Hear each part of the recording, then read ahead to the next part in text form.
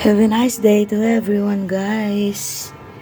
Ayan, ipapakita ko lang ang mga tanim kong patatas. Ayan. At saka, ayan, sibuyas at kanyan yung mga ampalaya ko. Nyo.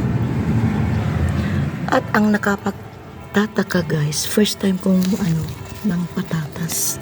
Tingnan nyo at may siguro na yan. Oh, may bunga na. Bunga na ba ang right term? Yung root crops na to. Kaya tatabunan ko ng kunting lupa at saka doon, yung may maliit dyan. Tingnan nyo, guys. Oh, ayan. Yun, At saka meron pa dito. Tingnan nyo, Ayan, At saka dito rin meron din. Malaki na rin. Ayan.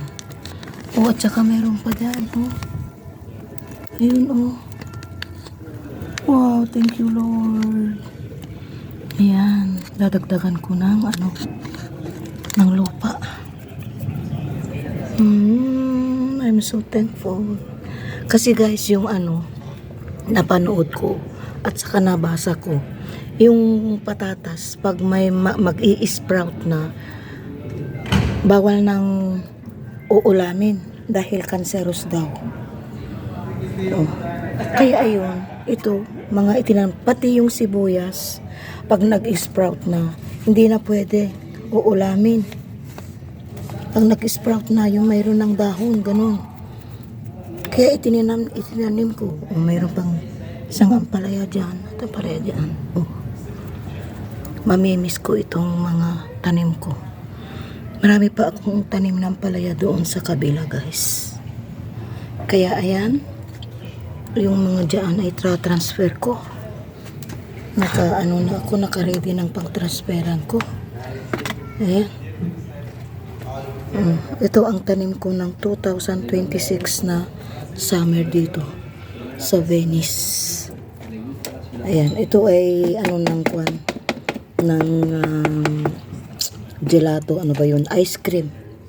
Box ng ice cream yan. Ginawa kong masitera. Ayan, At saka ito ay plastic bag ng bigas na 5 kilos. Ayan, yung mga ginamit ko. Dahil kulang tayo ng masitera. Ayan, may dyan, May lumabas na may lumabas.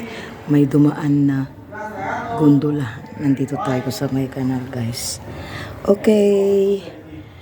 Thank you for watching, guys. Please don't skip ads. Have a nice day again to everyone. God bless us all.